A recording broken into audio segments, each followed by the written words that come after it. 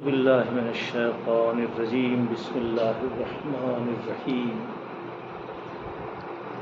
الحمد لله رب العالمين الرحمن الرحيم مالك يوم الدين.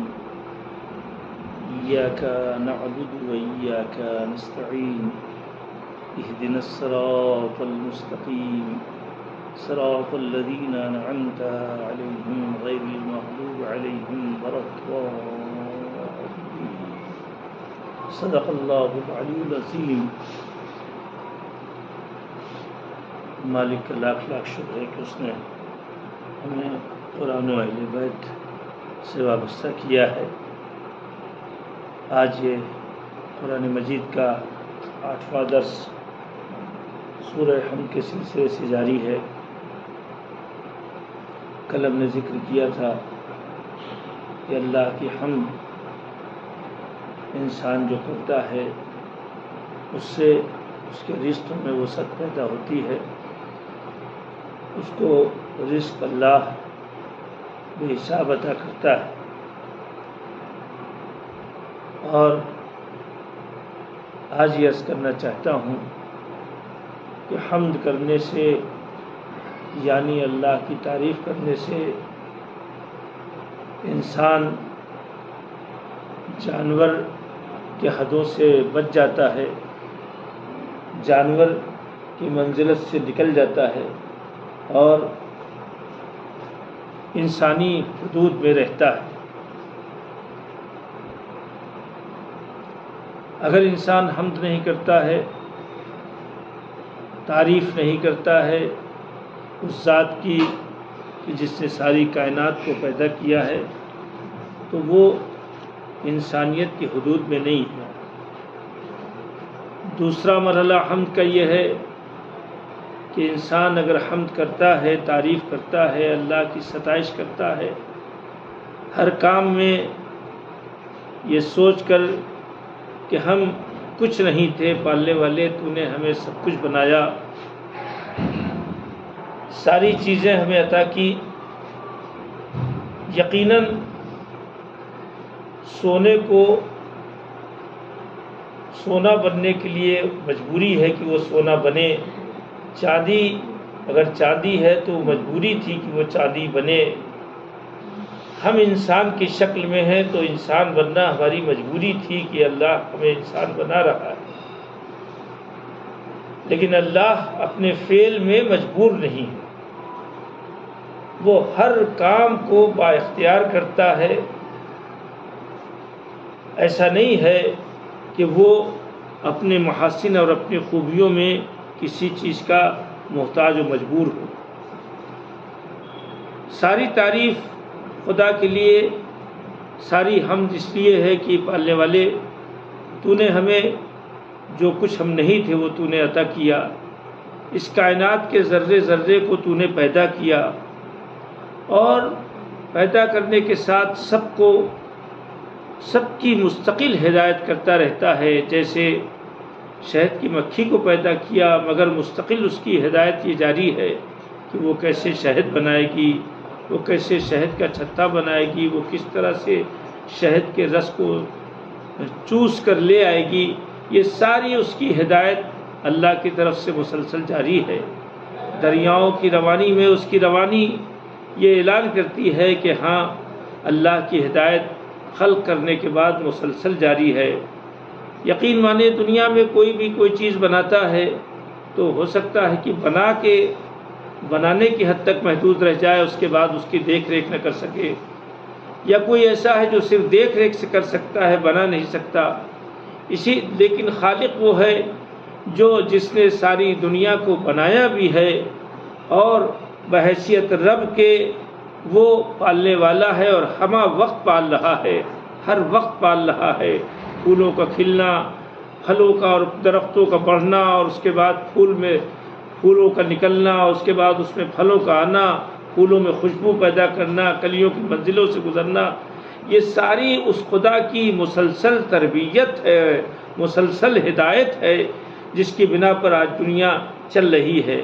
ہمارا جسم، ہمارا یہ بدن جو خدا کی ہدایت کے مطابق آگے بڑھ رہا ہے، اور رشد کر رہا ہے، ترقی کر رہا ہے، آگے بڑھتا جا رہا ہے۔ تو ظاہری طور پر تو ہم سارا کام کر رہے ہیں، لیکن ہمارے جسم کے اندر، ہمارے بدن کے اندر، ہمارے باڈی کے اندر جو چیزیں عمل میں آ رہی ہیں، ہم نے کھایا، کھانے کے بعد وہ غذا خون میں تبدیل ہوئی، وہ غذا پورے بدن میں دوڑی خون کی شکل میں، ہم نے ہوا کو سانس کے شکل میں کھینچا، لیکن اس کے بعد اس ہوا کو اللہ نے پوری دنیا میں، پورے وجود کے اندر اس کا فائدہ پہنچا دیا۔ تو اس طرح سے اللہ جو ہے مکمل طور پر دنیا کا پیدا کرنے والا بھی ہے اور مجبور پیدا کرنے والا نہیں ہے، اس نے اپنی مرضی سے پیدا کیا ہے، مجبور خوبیاں دینے والا نہیں ہے، اس نے اپنی خوشی سے سارے دنیا کو خوبیاں عطا کی ہیں۔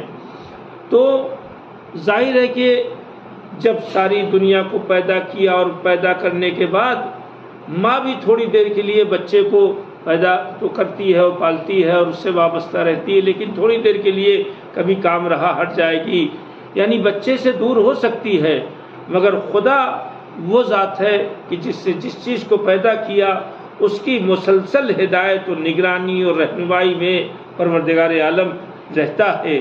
تو اب ظاہر ہے کہ ایسی ذات جو ہر وقت ہماری رہنمائی کر رہی ہو، اور جیسا کہ قرآن میں صاف صاف اعلان ہمارے لیے بھی ہے، انا ہدیناہ السبیل اما شاکرا و اما کفورا، ہم نے تمہیں اچھے راستے کی طرف ہدایت کر دی ہے، یعنی اس کی ہدایت مسلسل جاری ہے۔ اب ہدایت حاصل کر کے تم یا شکر کرنے والے بندے بن جاؤ یا انکار کرنے والے بندے بن جاؤ۔ اب اگر ہم نے الحمد کہہ کر کے، اس کی تعریف کر کے، اس کی ستائش کر کے، اور ایسی تعریف کہ جو صرف اس کے لیے زیبا ہے اور کائنات میں کسی کے لیے زیب نہیں دیتی، تو وہ تعریف اگر ہم کر رہے ہیں تو یقین مانیں نہ صرف اس کی کہ وہ تعریف کر رہے، اس تعریف سے ہمیں جو فائدے ملتے ہیں، نمبر ایک، ہم اپنی ذات کے اعتبار سے گویا کہ ہم اپنے انسان ہونے کا ثبوت پیش کر رہے ہیں کہ ہم انسان ہیں، ہم مکمل انسانیت کے ساتھ انسان ہیں، ہم جانور نہیں ہیں۔ دوسرا فائدہ یہ ہے کہ اللہ کی حمد کرنے سے ہمارے رزق اور ہمارے مال میں وسعت پیدا ہوگی اور ہم انسانی حدود میں رہیں گے، اور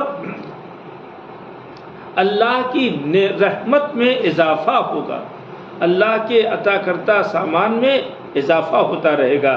یہ حمد کے فائدے ہیں۔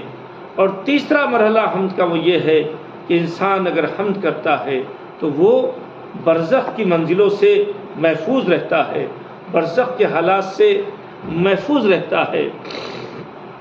تو اس میں انسان کو یہ چاہیے کہ جو برزخ کا مرحلہ ہے، جو قبر میں داخل ہونے کے بعد جو شروع ہو جاتا ہے قبر سے، یہ برزخ کا مرحلہ اگر انسان حمد و ستائش میں اپنے رات و دن گزارتا ہے، اگر انسان اللہ کی تعریف میں اس کا ذہن، اس کا دل و دماغ اس کی تعریف پہ لگا رہتا ہے اور یہ بھول جاتا ہے کہ ہم بھی کچھ ہیں، ہماری کوئی حیثیت ہے، تو اب ایسی صورت میں اللہ بھی مرنے کے بعد قبر میں انسان برزخ کی منزلوں سے بچ جاتا ہے، ورنہ برزخ کی منزلیں بڑی سخت ہیں۔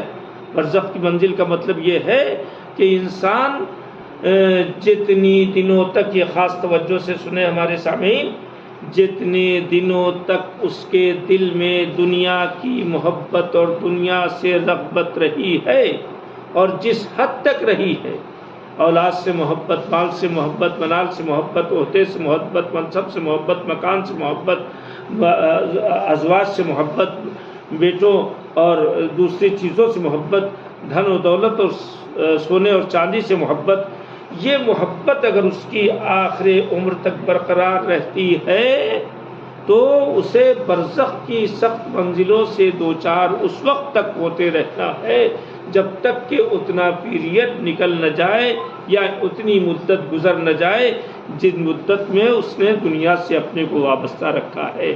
اب ظاہر ہے کہ برزخ کی منزلیں سخت ہیں، برزخ کی منزلیں مشکل ہیں اور ان سے بہرحال گزرنا ہے۔ تو جو بچنا چاہتا ہے وہ اپنے اندر دنیا کی محبت نکالے اور دنیا کو صرف بقدر ضرورت استعمال کرے، دنیا کے لیے مرتا نہ رہے، بلکہ کوشش ہو کہ اس کے اعمال ایسے ہوں کہ اس کے اوپر دنیا قربان ہونے کے لیے تیار ہو۔ تو یہ سورہ الحمد یا الحمد یعنی اللہ کی تعریف کرنا، اللہ کی ستائش کرنا، اللہ کے دن و رات۔ اور اگر یہ ستائش یہ اہم نہ ہوتی تو مسلسل نمازوں میں کوئی بھی نماز ایسی نہیں ہے مستحب ہو یا واجب جس میں نماز میت کے علاوہ نماز میت کو چھوڑ کے، حالانکہ اس میں بھی ہے، تو وہ بغیر حمد کے نہیں ہے۔ اللہ کی تعریف سورہ حمد کے بغیر ممکن نہیں ہے، لہذا ہم کو اللہ کی تعریف ہمیشہ کرتا رہنا چاہیے۔ اور جو شخص خدا کی تعریف میں مصروف رہتا ہے پھر وہ اتنا بلند ہو جاتا ہے کہ اسے اپنی تعریف اچھی نہیں لگتی، اور یہ سوچتا ہے کہ ہم کس لائق ہیں، ہماری کیا تعریف ہے، ہماری کیا حیثیت ہے۔ آج جو ہم روزہ رکھ رہے ہیں، آج جو ہم نمازیں پڑھ رہے ہیں، آج جو ہم صدقات و خیرات کر رہے ہیں، آج جو ہم دنیا کے ساتھ یا جو بھی دنیا میں بڑی بڑی تحقیق کر رہے ہیں، وہ سب اے پروردگار تیری ہی عطا کے نتیجے میں ہے، تیرے ہی حالات کے نتیجے میں ہے۔ لہٰذا ہم سب پر لازم ہے کہ ہم دن و رات اللہ کی حمد میں بسر کریں، اللہ کی تعریف میں بسر کریں، یہی ہمارے لیے بہتر ہے۔ پالنے والے ہم سب کو اپنا بہترین حمد کرنے والا قرار دے، اور ہم سب کو بہترین طریقے پر اپنی حمد سے آشنا فرما، تاکہ ہم تیری حمد کر کے کچھ اپنے اپنے علم و اپنے اعمال اور اپنے تجارت اور اپنے رزق میں وسعت پیدا کر سکے۔ والسلام علیکم ورحمۃ اللہ وبرکاتہ۔ اللهم صل على محمد وآل محمد، اللهم صل على محمد وآل محمد، اللهم صل على محمد وآل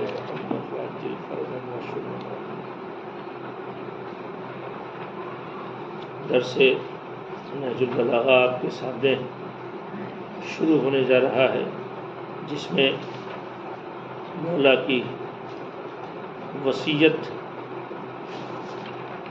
کے اوپر گفتگو ہوگی، اور یہ وصیت مولا کی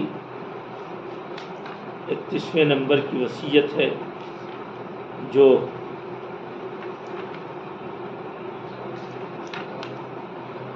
ہمارے سامنے موجود ہے، جس میں مولا نے امام حسن صاحب السلام کو وصیت کی ہے۔ اور آج ساری کائنات کے بیٹوں کے لیے یہ وصیت ہے، اور اس وصیت کی طرف توجہ دے کر انسان اپنے کو بدل سکتا ہے، اپنی زندگی میں تبدیلی لا سکتا ہے۔ اعوذ باللہ من الشیطان الرجیم، بسم اللہ الرحمن الرحیم۔ فإنی اوصیک بتقوی اللہ ای بنی ولزوم امرہ وعمارت قلبک، عمارت قلبک بذکرک، عمارت قلبک بذکرہ والاعتصام بحبلہ، وأی سبب اوثق من سبب بینک وبین اللہ، ان انت اخذت بہ احیی قلبک بالموعظۃ وامتہ بالزہادۃ وقوّہ بالیقین ونورہ بالحکمۃ وذللہ بذکر الموت وقررہ بالفناء وبصرہ فجائع الدنیا وحذرہ صولۃ الدہر وفحش تقلب واللیالی والایام، وعرض علیہ اخبار الماضین وذکرہ ما اصاب من کان قبلک من الاولین، وسر فی دیارہم وآثارہم فانظر فیما فعلوا ومن انتقلوا وأین حلوا ونزلوا فإنک تجدہم قد انتقلوا عن الأحبہ وحلوا دیار الغربہ وکأنک عن قلیل قد سرت وکأن قد سرت كأخذهم۔ اللهم صل على محمد وآل محمد، اللهم صل على محمد وآل محمد۔ مولا متقیان فرماتے ہیں کہ بیٹا میں نے یہ سمجھا کہ تم میرے فرزند ہونے کی حیثیت سے تم میرا ایک ٹکڑا ہو، لہٰذا اب میں نے یہ سوچا کہ میں تمہیں وصیت کروں، اور وصیت اس حیثیت سے کرتا ہوں کہ میں تمہیں وصیت کرتا ہوں کہ اللہ سے ڈرتے رہنا۔ سب سے پہلا جملہ یہ ہے کہ اللہ سے ڈرتے رہنا، تقوی الہی اختیار کرنا اور نجات کی فکر میں رہنا۔ میں تم سے وصیت کرتا ہوں کہ اللہ سے ڈرتے رہنا۔ ڈرتے رہنے کا مطلب یہ ہے کہ تم فکر نجات میں ہمیشہ مصروف رہنا، اس کے احکام کی پابندی کرنا، اور نہ صرف یہ کہ ڈرتے رہنا بلکہ اس کے حکم کی پابندی کرنا۔ اب آپ سمجھ لیں کہ مولا کائنات اپنے بیٹے کو وصیت کرتے ہیں کہ تم اس کے احکام کی پابندی کرنا، اور یہ ساری دنیا کے بیٹوں کے لیے بھی وصیت ہے کہ اگر اس سے محبت ہے تو اس کے حکم کی پابندی، اگر اس کا تقویٰ ہے تو اس کے حکم کی پابندی ضروری ہے۔ اس کے ذکر سے قلب کو آباد رکھنا۔ دیکھیے قرآن مجید نے کہا الا بذکر اللہ تطمئن القلوب، یاد رکھو نہ تمہیں دولت سکون دے سکتی ہے، نہ ثروت، نہ دنیا کی کوئی چیز سکون دے سکتی ہے، اگر تمہارے قلب میں روشنی پیدا کر سکتا ہے۔ اندھیرا قلب ہی ویران کہلاتا ہے، جہاں نور نہ ہو، جہاں اجالا نہ ہو، جہاں روشنی نہ ہو، جہاں زندگی نہ ہو، اس قلب کو انسان غیر آباد قلب کہتا ہے۔ مولا فرماتے ہیں کہ میرے لال، اللہ کے ذکر سے اپنے دل کو آباد رکھنا، یعنی قلب کو ہمیشہ منور اور روشنی اور زندگی والا بنائے رکھنا، اور اسی کی رسی کو مضبوطی سے تھامے رہنا۔ دنیا میں بہت سے لوگ تمہیں آگے بڑھیں گے، تمہارے ساتھی بنیں گے، تمہارا ساتھ دینے کا وعدہ کریں گے، مگر یاد رکھنا جو رشتہ تمہارا خدا سے ہے اس رشتے کو کبھی نہ توڑنا، اس رسی کو، اس رشتے کو، اس ربط کو، اس ارتباط کو ہمیشہ مضبوطی سے تھامے رہنا۔ تمہارے اور اللہ کے بیچ میں، درمیان میں جو بھی رشتہ ہے، جو ریلیشن شپ ہے، اس سے زیادہ مضبوط کوئی ریلیشن اور کوئی رشتہ، کوئی رابطہ ہو بھی نہیں سکتا۔ کوئی رابطہ اس سے زیادہ، جتنا اللہ سے ہو سکتا ہے اتنا کسی سے مضبوط رابطہ نہیں ہو سکتا، بشرطے کہ مضبوطی سے اسے تھامے رہو۔ یعنی یہ رابطہ اگر تم نے مضبوطی سے تھامے رکھا تو پھر یاد رکھنا ہمیشہ بلندی پہ رہو گے۔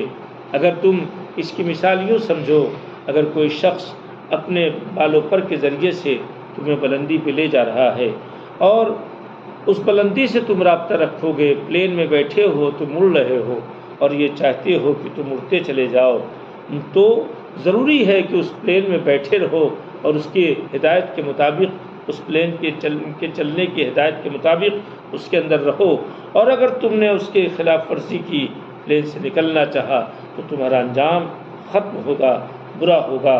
اگر اس رشتے کو مضبوط رکھو گے تو تمہاری قدموں میں بلندیاں ہمیشہ سر جھکائے رہیں گی۔ مولا فرماتے ہیں دل کیسے زندہ رہتا ہے؟ آج ہمارے درمیان بدن کی زندگی کے سارے انتظام ہیں، کھانا پینا ساری چیزیں ہمارے درمیان موجود ہیں، ایک سے ایک کھانے کی نعمتیں۔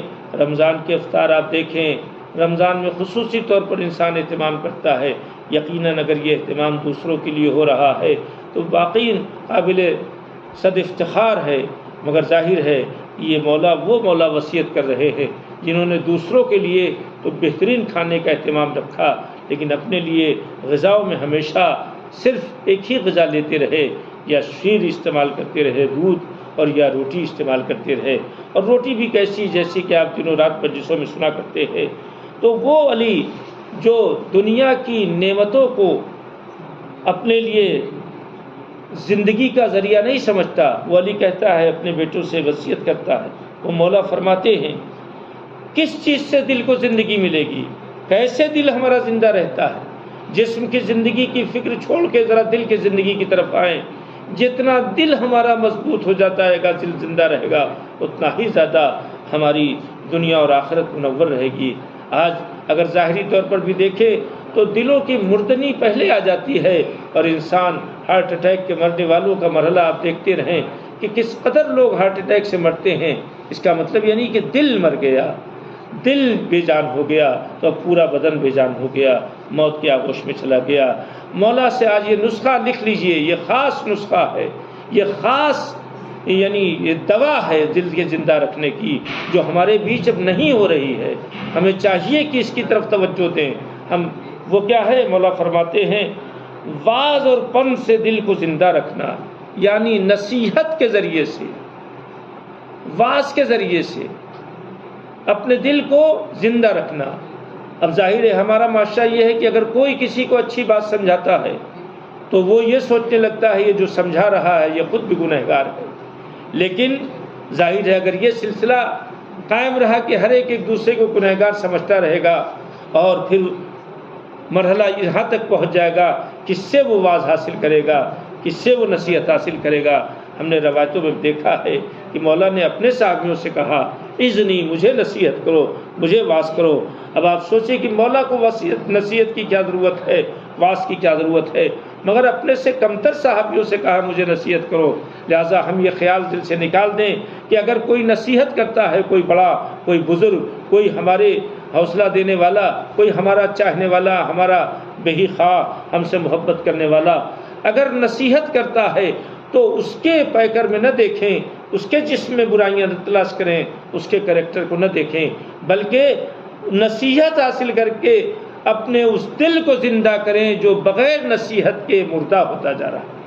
مولا کا قول ہے کہ واعظ اور نصیحت ایک ایسی دوا، ٹیبلٹ ہے، ایک ایسا مشروب ہے، ایک ایسی غذا ہے کہ جس کے ذریعے جو ڈائریکٹ دل کو زندہ کرتی ہے، اور جب دل زندہ ہوتا ہے تو انسان کا جسم بہرحال زندہ ہوتا ہے۔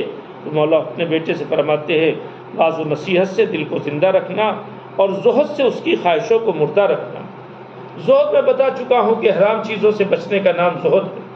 تو اگر انسان حرام چیزوں سے بچتا رہے گا تو انسان کے دل میں جو خواہشیں پیدا ہوتی ہیں وہ خود بخود مرنے لگے گی۔ غلط خواہشیں، بیجا خواہشیں، غیر ضروری خواہشیں جن کی ضرورت نہیں ہے، اس طرح کی خواہشیں پیدا کرنا، وہ چیزیں جیسا کہ مولا نے خود جملے میں کہا ہے نہ ملنے والی چیزوں کا امید رکھنا اور خواہش رکھنا، ایسی خواہشوں سے اگر بچنا ہے تو حرام چیزوں سے بچتے رہیں، یعنی زہد اور پرہیزگاری اختیار کر لیں۔ اس سے تمام کیا کہتے ہیں خواہشیں مردہ ہو جائیں گی اور دل منور ہو جائے گا۔ اور کس چیز سے دل کو ہیلپ دی جا سکتی ہے، کیسے ہیلپ پہنچائی جا سکتی ہے، کیسے مدد پہنچائی جا سکتی ہے، سہایتا دل کو کیسے پہنچائی جا سکتی ہے؟ مولا اس وصیت میں فرما رہے ہیں کہ یقین سے اسے سہارا دینا اور حکومت سے اسے پرنور اور روشن بنانا۔ یقین سے مطلب یہ ہے کہ جن باتوں کو بھی تم حاصل کرو، علم حاصل کرو تو ایسا علم حاصل کرو کہ مکمل طور پر اس پر عبور ہو اور یقین حاصل ہو۔ اللہ کی معرفت حاصل کرو تو اس طرح سے معرفت حاصل کرو کہ جتنی بھی تم نے معرفت حاصل کی ہے وہ مکمل یقین کے ساتھ معرفت حاصل ہونا چاہیے۔ اللہ کے راستے پر چلو تو اس یقین کے ساتھ کہ ہاں اللہ ہمارے ساتھ ہے، اللہ ہمارا مددگار ہے۔ تجارت کرو تو تمہارے پاس یقین ہونا چاہیے کہ کامیابی اللہ عطا کرے گا۔ راہ خدا میں جہاد کے لیے نکلو تو تمہیں یہ یقین ہونا چاہیے کہ ہمارا مددگار اللہ ہے۔ تو یقین ایک ایسا ہیلپر ہے جسے انگلش میں کانفیڈنس کہتے ہیں، جو یقین آنے کے بعد پیدا ہوتا ہے۔ یقین ایک ایسا ہیلپ کرنے والا ہے، ایک ایسا مددگار ہے کہ جس کے ذریعے سے انسان کبھی ہار نہیں سکتا، کبھی شکست نہیں کھا سکتا، اور اس کا دل کبھی پیچھے نہیں ہو سکتا، کبھی اس کا دل کمزور نہیں ہو سکتا۔ تو فرماتے ہیں کہ یقین سے اپنے دل کو سہارا دینا، یعنی ہر مرحلے میں اگر کامیابی چاہتے ہو تو اس کام کے اوپر یقین رکھو اور اللہ کی مدد کے اوپر یقین رکھو، تو یہ بہت بڑا سہارا ہے۔ اور حکومت سے اسے پرنور بنانا۔ اب اس جملے میں جو دو تین باتیں سامنے آتی ہیں، حکومت سے اس کو پرنور بنانا، یعنی حاکمیت دل کی ہونا چاہیے۔ کب؟ جب کہ وہ دل واعظ و نصیحت کے نور سے منور ہو جائے، یقین کے ذریعے سے اس کے اندر طاقت پیدا ہو جائے، سہارا یقین کا مل جائے، اور اللہ سے رشتہ مضبوط رہے، اس کی رسی مضبوطی سے تھامے رہے۔ تو اب ایسی صورت میں ایسے دل کی جب پورے انسان کے باڈی کے پارٹس، اعضاء و جوارے کے اوپر جب حکومت ہوگی ایسے دل کی، تو یہ اعضاء و جوارے صحیح راستے میں اور صحیح مقصد کی طرف عمل کریں گے، اور ہم جب پورے جسم ہمارا اس دل کی روشنی سے منور ہو جائے گا تو ہمارے ہر کام آسان ہو جائیں گے۔ اب اس کے بعد فرماتے ہیں کہ اس دل کو قابو میں کیسے کرنا، جو بہت بھاگتا ہے، طرح طرح کی آرزوئیں، طرح طرح کے گناہ، طرح طرح کی خطائیں کرنے کے لیے تیار ہے، اس کو قابو میں کیسے کر سکتے ہیں؟ یا دوسرے لفظوں میں کہیں نفس امارہ کو کیسے قابو میں کریں؟ وہ نفس جو بہت زیادہ حکم کر رہا ہے برائی کرنے کے لیے، اس نفس کو کیسے قابو میں کریں؟